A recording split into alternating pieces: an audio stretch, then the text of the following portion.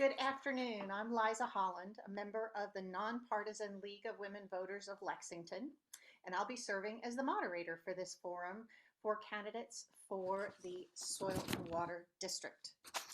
The League of Women Voters is the sponsor today, and the forum will be available by going to the League website, which I will give at the end. We do have 4 candidates for this election. And actually, we have 3 of them here with us today. The others were not able to be with us. John Wright, Matt Miniard, and Jessica Voigt. We are following the League of Women Voters policies and procedures for this forum.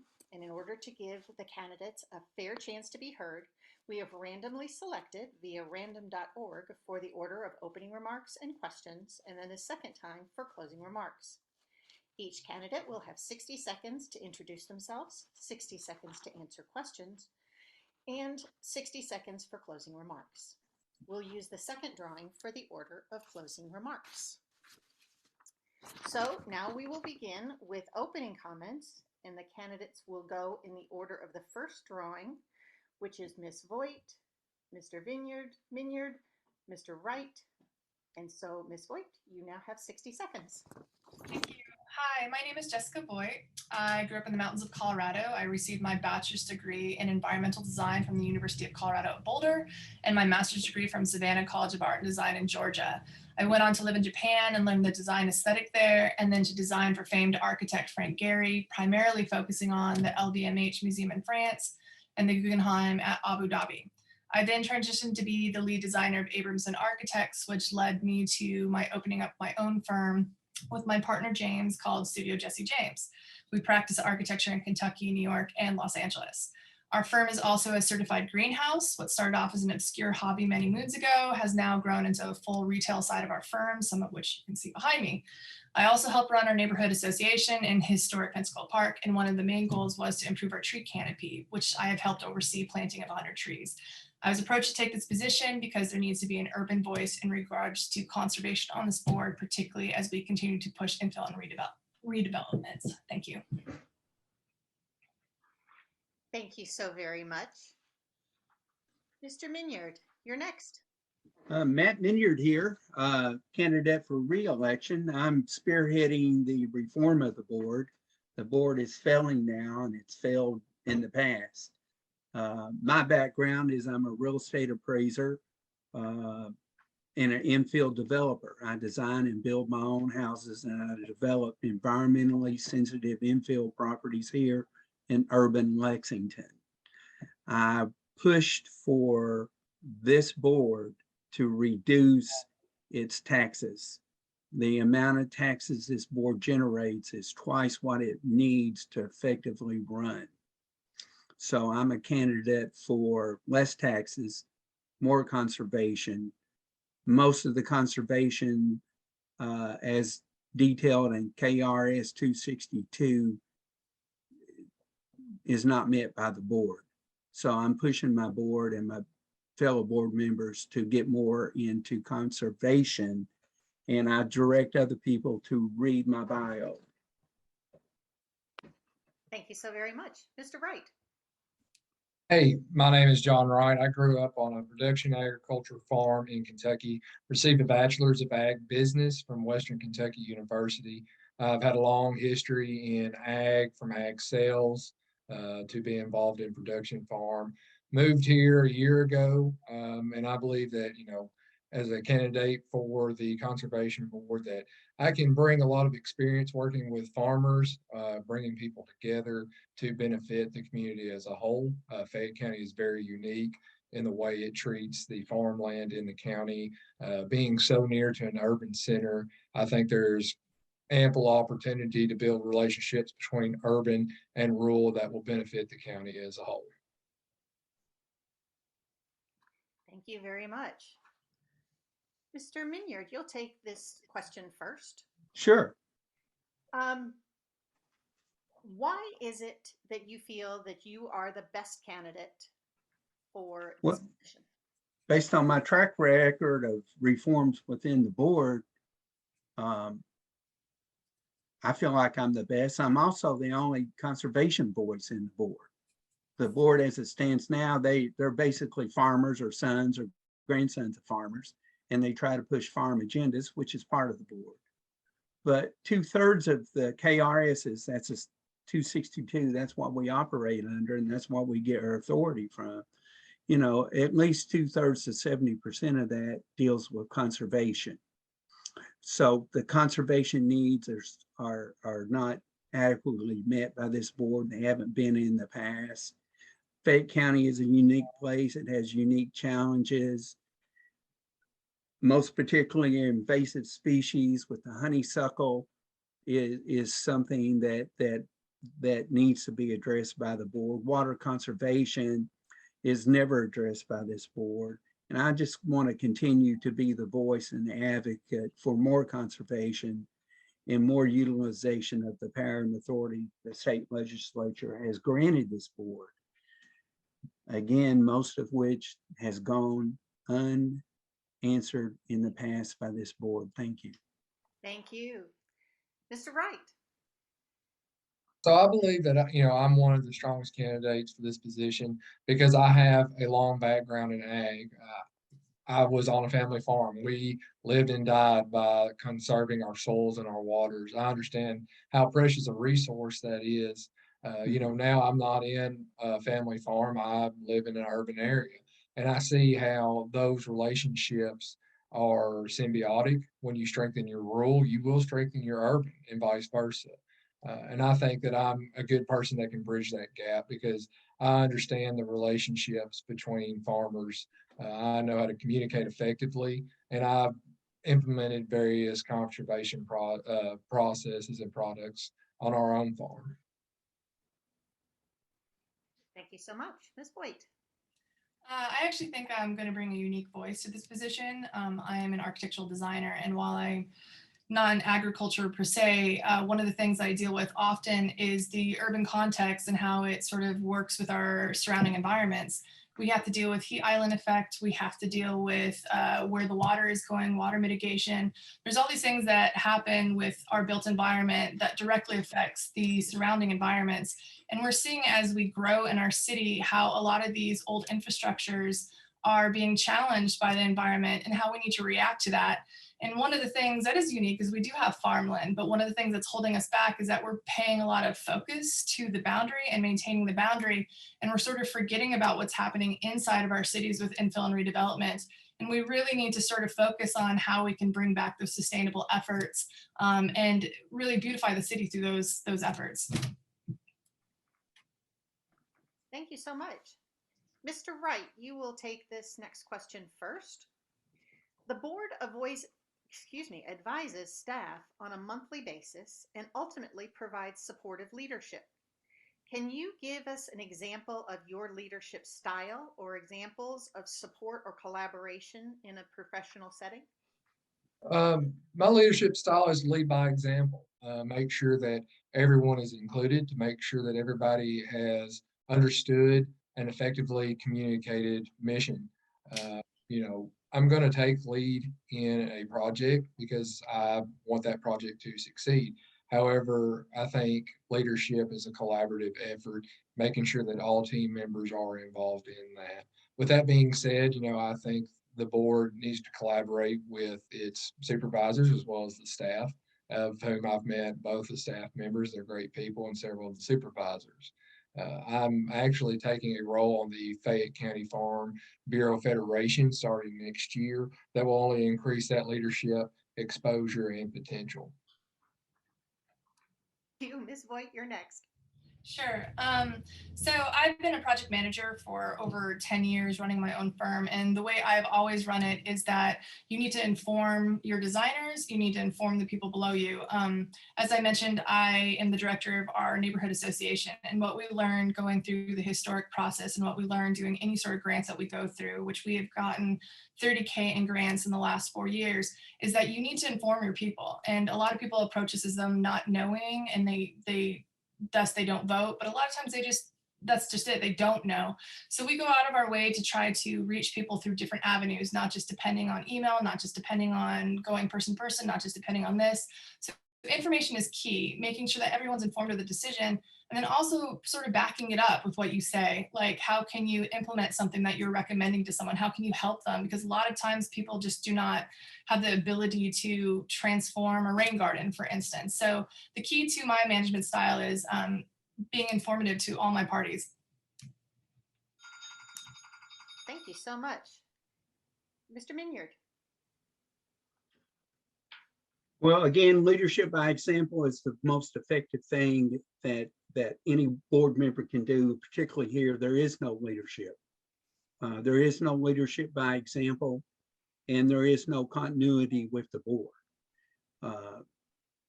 What you're going to find when you get elected, there's several board members that try to control the board. That's part of the litigation I'm in. This board is grossly unknown by most of the citizens of Fayette County. They don't even know the board exists. They don't know what the board does. They don't know, what the board should do.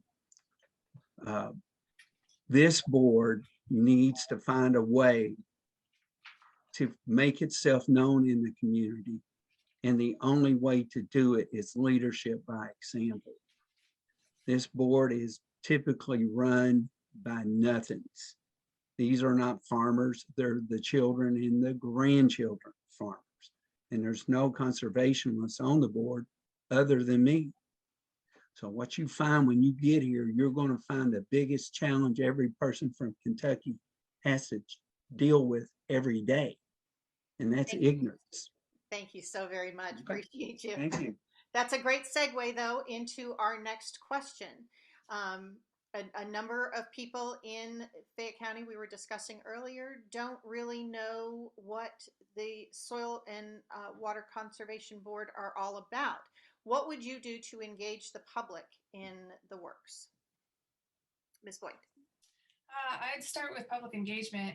One of the things is reaching out firstly to all of my council representatives to see about what they know, what their constituents know, to find out about their local neighborhood associations and really meet with them and go door to door. I found out about this board through the Backyard Conservation Program, and they were giving out essentially free money to do something. And a lot of the people in the neighborhood had no idea about it. And I think it really takes going door to door and really having open forums with people, meeting people. And that's connecting to the planning department, that's connecting to the council representatives, that's connecting to the planning commission to really get them talking about these things in their own ordinances and commissions and the boards, and then going further out and getting the other people. So I think it's definitely pyramid to meet the upper people first and then sort of work down as you go. Thank you so much. Mr. Miniard. Well, again, you're going to have to get the council involved in this board to provide the leadership and the awareness that this board deserves. It could be a big impact on every citizen in Fayette County. But you got to start at the top and the bottom and work your way to the middle. And the middle is the people that pay the taxes that should benefit. The best way to do it is to make our presence known by more volunteer work, by more board members taking leadership roles and showing the folks in the grassroots level and in the neighborhood associations that we're here to serve them. We have the programs and we have the funding to meet a lot of their needs that would make a big difference in the quality of life for everyone in Fayette County. Thank you. Mr. Wright. So I think you bring up a good point. This is a little bit of a unknown board, kind of an auxiliary of the city government. So I think engaging with city government more, with council members, as well as other government organizations will be essential. I think, Ms. Voigt brings up a good point that this board should serve the urban as well as the rural portions of Fayette County, doing things like tree giveaways, backyard seminars on, how you reduce your imprint on water degradation, things of that nature, and really getting out there and letting the people know where their tax dollars are going and making sure that it's where they want them to go into projects that actually benefit them. I think as climate change continues to play a larger role in the urban side of things, that engaging citizens will be imperative. Thank you so much. Mr. Miniard, you'll take this next question first. Sure. Which local program currently administered by the staff at FCCD do you identify with most? And what do you specifically like about that program? Well, the program I like the most is it's got to be the heavy use program. I think that's very important. That gives some of these farmers a chance to improve their farms and actually work their farms without creating erosion. It is probably the least understood and the least utilized there at the board. It would give a lot of opportunities to people with gates and livestock to really make an impact on soil erosion. The other one is some of these invasive species, the honeysuckle grants, the winter creeper. These things, honeysuckle is a big menace to Fayette County. I'm in a fight with honeysuckle now on several tracts I own, and the honeysuckle program goes unnoticed, unfunded, and unannounced. So somebody can tackle and destroy honeysuckle or help me do it, I'd be very, very appreciative. Thank you. Mr. Wright. I know that they have a program for cover crop that reimburses $35 an acre up to 100 acres for farmers here in Fayette County. And I've seen firsthand the difference that can make as far as soil quality, controlling erosion, controlling water degradation. I think that cover crops benefits everyone, maybe not directly that urban people can see, but they get the effects of, better water, better soil. They also capture carbon, which is the hot button issue these days. So I think the cover crop program is a win-win for everybody, even if you may not see the immediate effects. I think the auxiliary effects of it is huge and can't be understated. Marvelous. Thank you so much. Ms. Voigt. I had brought up the backyard conservation funding that they have, and I actually think it's really important. The city is currently looking to minimize open space requirements, which means a lot of our front yards will start going away and a lot of our backyards will start going away. For people who already exist with the backyards and the front yards, they need to start being prepared and realization of like how they need to change their current lawn situation by rewilding, which is adding more sustainable things to their grasses, and also sort of eliminating the mosquito repellents that are going in, because everything that we're putting into our ground, that's going into our stormwater, that's affecting the pollinators, which affects our crops, that's affecting like a huge, large over issue thing that's happening. And there's certain things like we tried to propose no mow May, and we were really pushed back by the city about how, well, it's an ordinance that your grass has to be yay high and we can't propose this, but it would benefit us sustainably in such a big way. And so we really need to push the city on how we conserve our backyards and our front yards. Well said. Thank you.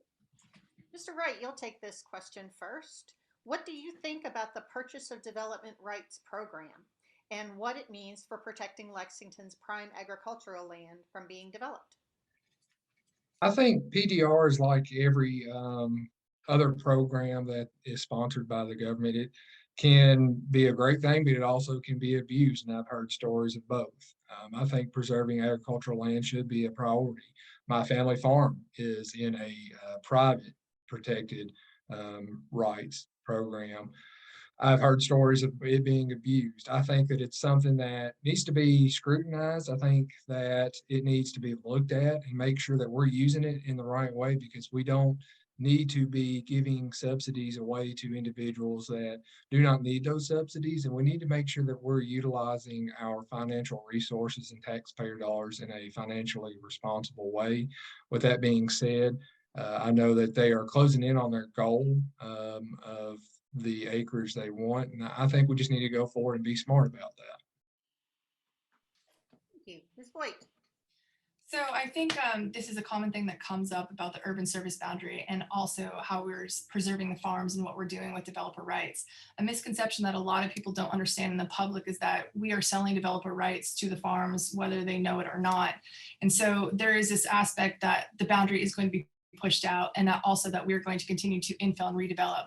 And so from my standpoint, I think we need to start putting language in our documents that protects both how we develop in our cities and also how we develop our farms. And so selling developer rights to anyone and anyone, it doesn't protect anyone. So we have a very vague plan for Lexington. We have a very vague plan of the boundary and how we develop. And it's time that we start putting in a little bit more stricter language that allows for better developments of both these areas. Thank you so much. Mr. Miniard. Well, selling your development rights in the city, buying them is the biggest social mistake that's probably ever been made.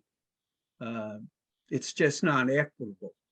So many people come to Fayette County every year to live, 10,000 people a year. There's no place to live. There's no, one developer has all the buildable lots in town. You can't go buy lots. So the town's got to go up. Okay, if the town goes up, it don't have the infrastructure in place with the sewer mandatoriums to handle the growth going up. So it just comes to leadership. There is no effective leadership when it comes to PDR. It's a big social mistake. And all you're doing is creating the gap between those who have and those who have not. Affordable housing, there's no affordable housing in this town because of PDR. If you had more lots to build on, then you wouldn't have all these affordable issues. Lexington is at a crossroads to where it doesn't know where to go or how to go. If you don't have infrastructure like sewers, which are in deplorable condition, you can't go into infield redevelopment, which increases.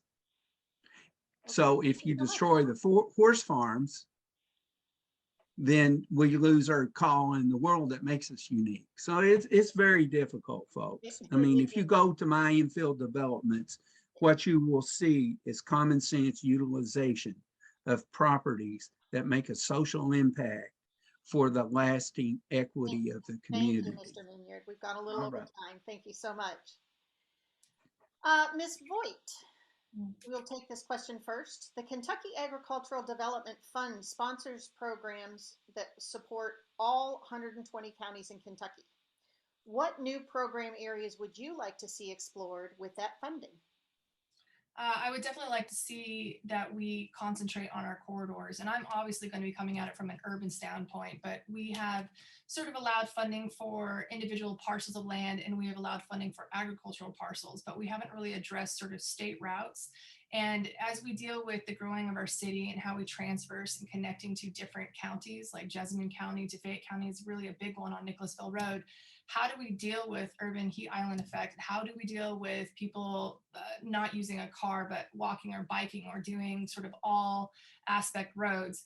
And so I would really like to see some conservation efforts pushing towards how we need to have tree medians, for instance, or how we need to have street trees, or how we need to address how we reduce heat island effect in our cities and on our roads, and how do we beautify our main routes, because as much as the farms are part of Lexington, so are the roads that go into Lexington. And so I would really like to see that be elevated and addressed on a number of levels: water conservation, sun, soil, etc. Thank you. Mr. Miniard. Well, again, if you watch TV, you see the Blade commercial sponsored by Urban County government. You think this conservation board would be in unison with that. The board members I serve with now have no clue what that means, why it means, what karst is, why it's important to protect karst.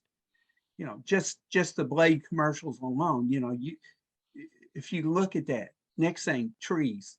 I'm starting a tree bank on the development that I have out here on Man of War, where I'm going to have a tree bank to combat carbon. And it's leadership by example. No one's ever heard of a tree bank. No one understands what a tree bank is. Nobody understands the type of trees that should be in a tree bank to stop global warming. This board has no clue what global warming is, how to prevent it, and how to manage it on a daily basis. So leadership by example. Watch 940 Higbee Mill Road. Watch my tree bank. Thank you. Appreciate it. Mr. Wright. I agree with Ms. Voigt. I think that we have plenty of money going to stereotypical ag. I think we need to divert more towards urban. Definitely increasing our tree planting where it makes sense, with species that make sense, increasing pollinators, species of wild, indigenous, native species. I think will be essential. Making sure that our runoff from our urban is going to be as clean as it possibly can, really increasing the urban exposure that those programs can and should serve. I think a tree bank is a great idea. And, doing anything we can to incentivize urban people to adopting renewable energy, carbon capture, reducing our carbon footprint wherever we can. Thank you so much. Mr. Miniard, you'll have this question first. Okay. Please speak to the importance of the expanding conservation program to support the urban services area and how you would prioritize equal access to conservation services. Well, first of all, yeah, that's been one of my missions all along. And urban conservation is going to be the next big thing, folks. The USDA is trying to hire an urban conservation person. They don't have a specific role for that person. They don't have a specific scope of work for that person. They just know they need it. What they really need to do is tackle these retention, detention ponds and basins all around this town, and come in there with some cattails, and come in there with things that are going to purify the water once it gets there. These catalytic converters, they take the exhaust from these motors and they turn it to water. Well, the water runs on the street, it runs into the curbs, it gets into the retention, detention basins. That's where the focus needs to start, is in the retention, detention basin. Many are choked with honeysuckle, many are silted up. I led a campaign on North Broadway for the one behind the fire department, and nobody heard me. Nobody listened to me. It's choked today. I'm sorry I went over my time. That's You okay. got me wound up. I'm sorry. Forgive me. Passion is good. Passion is good. Well, Oh, sorry, is it me? I thought it was all right. I would really like to focus. So you were talking about equal access on this role and with urban conservation purposes.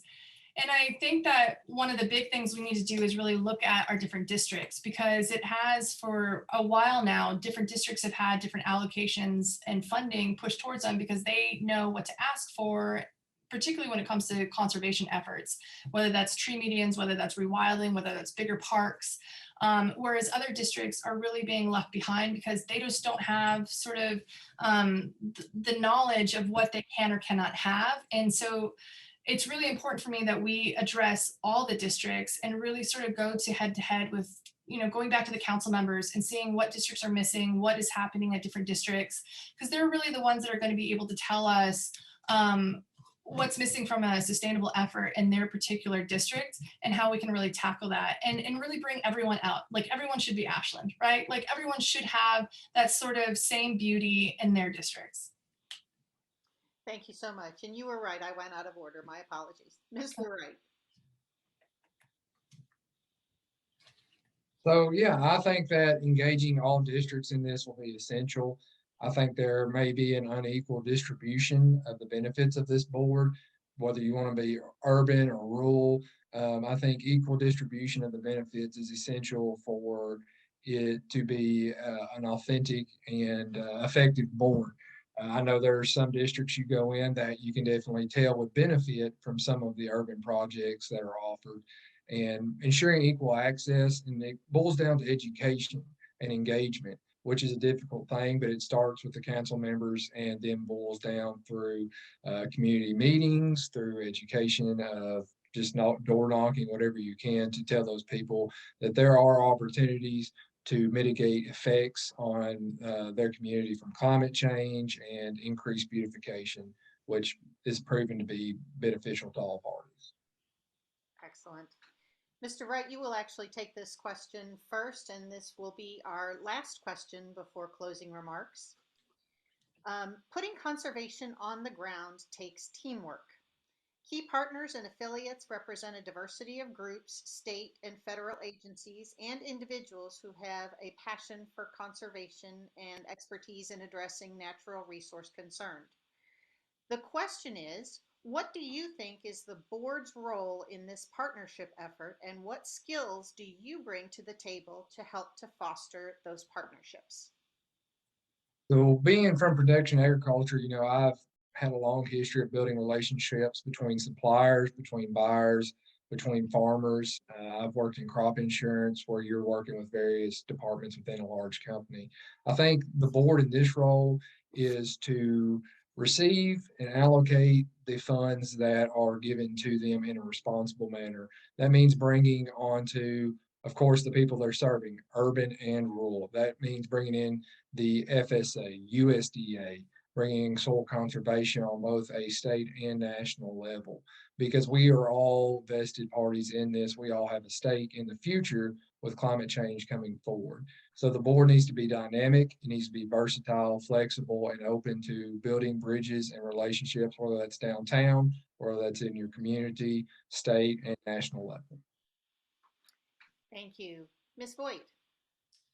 Yeah, so I think it's really important that we have partnerships because if you looked at any of the boards and commissions that Lexington currently has, there's a ton of them, and you don't really know where to go. So I think it's really important that we gather sort of this board and meet with the trees board, meet with the beautification of Lexington, meet with the corridors council, and really see where we align on our ideas and sort of push sort of the agenda, because the zoning laws are really what is overseeing everything in this city. And until we have pushback from the boards about what those zoning laws are, all of our conservation efforts really hold no water. And so it's really important that we have the dialogue, and the language needs to be amended and reviewed. And doing that means partnering up with people on these other boards and really educating those people about what's happening. And then you take it a step down and you get people in the public to really go. But at this point, the people who are holding the positions of power, so to speak, really need to be educated about the conservation efforts that are being pushed. Thank you. Mr. Miniard. Well, again, there's no conservation here with this board. It's all geared towards farmers. There is not any real conservation effort taking place there other than my voice. You're going to have to get people aware of it, and then you're going to have to get them involved, and it's going to take some leadership with more than one voice. For me to continue to beat the conservation drum, it's going to have to take some level of public awareness, particularly on the council level of the council. This board could be streamlined and fine-tuned into a conservation board, but it's going to take public awareness and some spark to make the public come out and support and work conservation measures that this town desperately needs. Well, thank you so much. This has been a really informative session. So I thank all of you. We'll now turn to our closing remarks, which we will do again in a randomized order from random.org. And Mr. Miniard, you have 60 seconds for closing remarks. Well, I'm still going to continue to beat the drum and make awareness for conservation. I'm still going to continue to push for renovation of the board. I'm still going to continue to be an advocate for better use of our tax dollars. Half the money that this board takes in, first 2 years I was on the board, they couldn't spend all the money they got, and then after making them aware of it, finally they started to make actions. But still, the conservation mission of this board is not being met. The ag mission is not really being met. It's just, they send money back. They send money back, and there's just no leadership there. Most of my board members now are pretty much nothings. They have no leadership. They have no life accomplishments. They have no clue what to do or how to do it. And Thank you so much. Mr. Wright. Oh, in closing, I feel that, my history in production agriculture, my um, love of conservation, and me being a young generation, I'm 27, and I realize that, climate change is a real thing, and partnering with urban and rural individuals coming together can help fight the effects of climate change. And I think this board has a great opportunity to do that. And I believe myself to be able to be an integral part of that transformation. And I hope to be able to serve on the board. Thank you so much. And Ms. Voigt. Sure. So I would love to be on this board because I've been doing this quite a while. As I mentioned, my bachelor's degree was in environmental design. So conservation efforts are not really a new thing, and progress is rather slow. But I do believe, and I will always believe, that it starts off with pushing the right people and having the dialogue with the right people and making people educated and aware. We've done great things in our neighborhood association with conservation efforts, and that really comes down to volunteer work, helping people, educating people, and having that dialogue with a number of people in the game. Because it really is this, the city has multi-layers, and it's just figuring out how to negotiate those layers to the benefit of the environment around you. And I think a lot more people are actually aware of sustainable issues than they were 30 years ago. So I think we have a really great opportunity to push Lexington more into this direction. Depending on how we push it, but I believe that we can be successful in that. Well, thank you so very much. And thank you for all of the candidates for participating today. These forums will be available on the league website, which is lwvlexington.com, and also on our YouTube channel. Please feel very free to share and tell your friends. Please be sure to vote on November the 8th and look for additional information on our candidates at vote411.org. Thanks so much for joining us today.